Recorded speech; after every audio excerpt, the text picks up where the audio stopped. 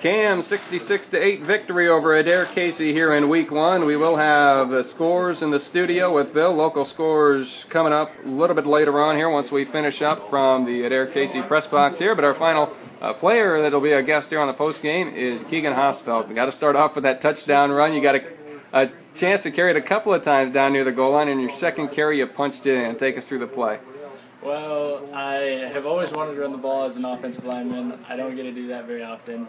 And so I talked to Coach Woolham all summer and in the weight room every day, and he finally agreed that if I put enough time in and whatnot, he would let me run the ball. So I couldn't miss my opportunity there.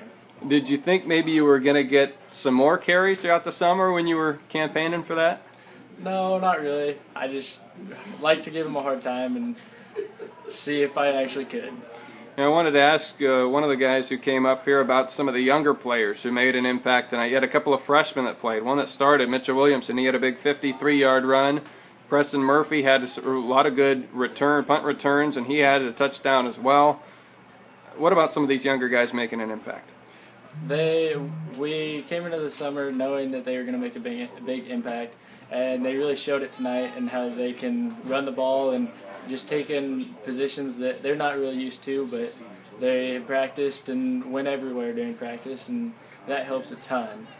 And a lot of coaches, not only Coach Woolham, but even coaches from around the district and other non-district 8-player teams that you guys play against have talked a lot about how tough it is to slow you down up front, and a lot of the work you've put in the off-season to bulk up and get to where you are. What are some things you've done, and why have you put in so much time to get better?